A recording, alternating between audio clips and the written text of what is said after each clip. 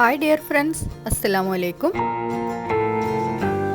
അപ്പോൾ 3 ദിവസത്തെ മനോഹരമായിട്ടുള്ള ബാംഗ്ലൂർ കാഴ്ചകൾക്ക് ശേഷം ഞങ്ങളിപ്പോൾ നാട്ടിലേക്ക് മടങ്ങുകയാണ്.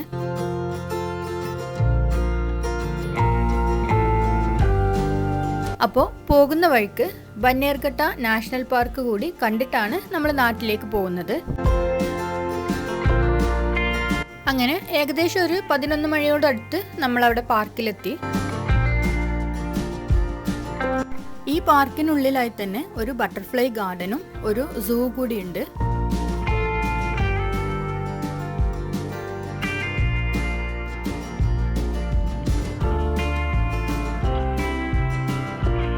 ടിക്കറ്റ് കൗണ്ടറിലൊക്കെ അത്യാവശ്യം നല്ല തിരക്ക് തന്നെ ഉണ്ടായിരുന്നു. ഒരു അരമണിക്കൂറോളൊക്കെ കാത്തു നിന്നതിന് ശേഷമാണ് നമുക്ക് ടിക്കറ്റൊക്കെ കിട്ടിയത്.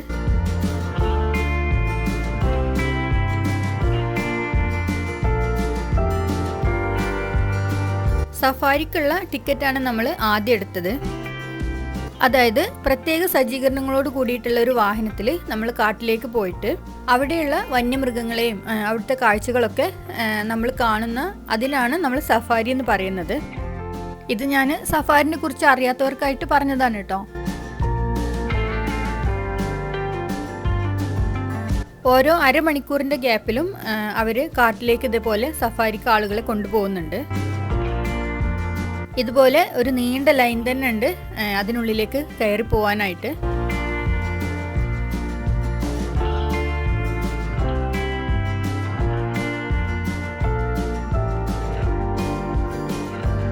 ഓരോരോ പാർട്ടായിട്ട് തിരിച്ചിട്ടാണ് അവർ ആളുകളെ ക്രമീകരിച്ചു കൊണ്ടിരിക്കുന്നത്.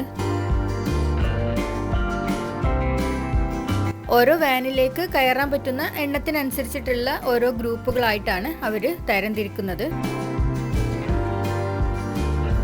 ആ ഗ്രൂപ്പുകളെ ഇതുപോലുള്ള ഓരോരോ ചെറിയ ഷെഡുകളിൽ അവർ ഇരുത്തുകയാണ് ചെയ്യുന്നത്. ആ ഗ്രൂപ്പുകളിൽ ഓരോന്നിനെയാണ് അവർ വാനിലേക്ക് കയറാൻ വിടുന്നത്.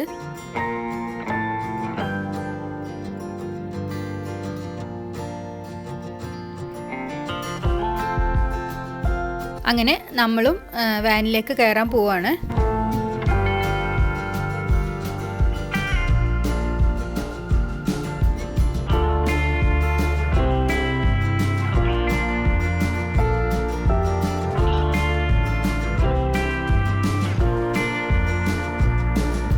ഇതവർ ആർട്ടിഫിഷ്യലായിട്ട് ഉണ്ടാക്കിയിട്ടുള്ള ഒരു ഫോറസ്റ്റ് ആണ്. ഇവിടെ മൃഗങ്ങൾക്ക് ആവശ്യമായിട്ടുള്ള ഭക്ഷണവും വെള്ളവും അതുപോലെ അവർക്ക് ജീവിക്കാൻ ആവശ്യമായിട്ടുള്ള എല്ലാ സൗകര്യങ്ങളും കാട്ടിലുള്ള അതേപോലെ തന്നെ ഇവിടെ ഒരുക്കി കൊടുത്തിട്ട് ഇവർ മൃഗങ്ങളെ ഇവിടെ സംരക്ഷിച്ചു വരികയാണ്. എല്ലാ പ്രാവശ്യവും നമ്മൾ ട്രെക്കിങ് പോകുമ്പോൾ പറയുന്ന പോലെ എന്നും മൃഗങ്ങളെ കാണണമെന്നില്ല. അവർ താമസിക്കുന്ന സ്ഥലത്തേക്ക് നമ്മൾ പോവല്ലേ, അപ്പോൾ നമ്മൾ പോകുന്ന വഴിയിലോ അതുപോലെ സൈഡിലൊക്കെ അവരുണ്ടെങ്കിൽ നമുക്ക് അവരെ കാണാൻ പറ്റുള്ളൂ.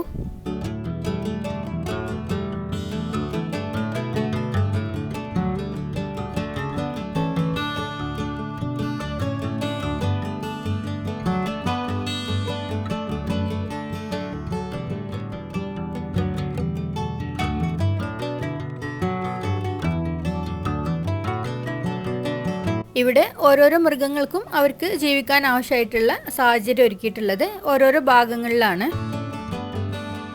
അങ്ങോട്ടേക്ക് കയറുന്നത് ഇതേപോലെ ഓരോരോ ഗേറ്റിലൂടെയാണ്. ആ ഭാഗത്ത് ഒരു തരത്തിൽപ്പെട്ട മൃഗം മാത്രമേ ഉണ്ടാവുകയുള്ളൂ.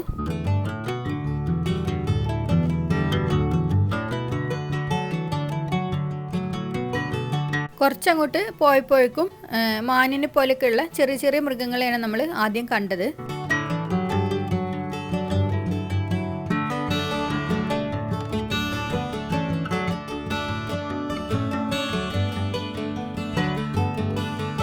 ഈ ഒരു ഭാഗം ആനകൾ കുറേയുള്ളൊരു ഏരിയയാണ്.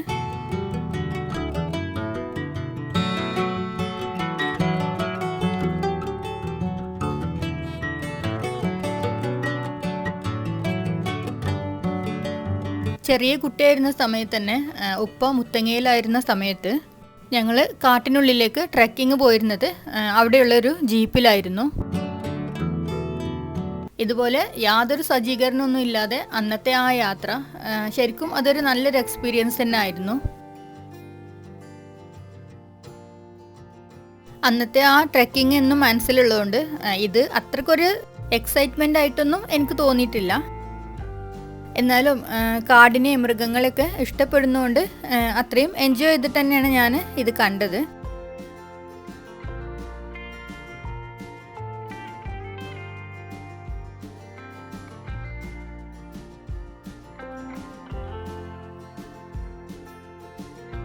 ഇപ്പോൾ നമ്മളിങ്ങോട്ട് പോകുന്ന പോലെ തന്നെ അവർ പല വണ്ടികളിലായിട്ട് ആളുകളെ ഇങ്ങോട്ട് സഫാരിക്ക് വേണ്ടിയിട്ട് ഒരേ സമയം തന്നെ കൊണ്ടുപോകുന്നുണ്ട്.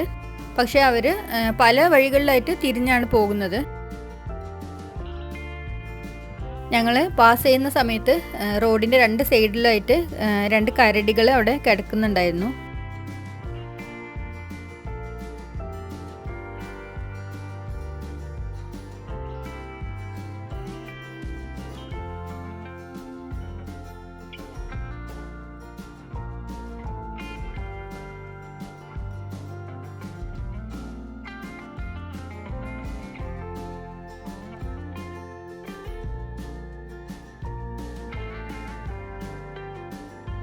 അങ്ങനെ ടൈഗറിനെ ലയണിനെയൊക്കെ കാണാനുള്ള ആ ഭാഗത്തേക്കുള്ള ഗേറ്റ് തുറന്നിട്ടാണ് ഇപ്പോൾ നമ്മൾ പോയിക്കൊണ്ടിരിക്കുന്നത്.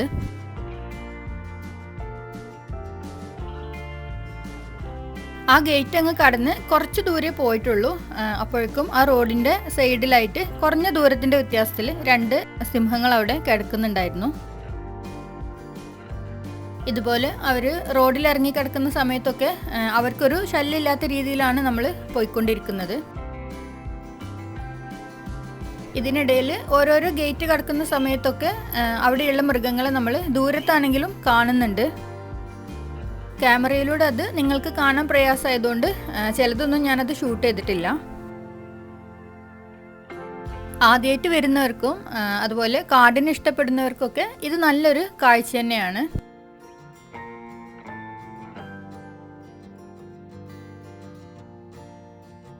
അങ്ങനെ ഒരുവിധം മൃഗങ്ങളെയും ഭംഗിയുള്ള കാഴ്ചകളൊക്കെ കണ്ടിട്ട് ഞങ്ങളിപ്പോൾ തിരിച്ചു പോവുകയാണ്.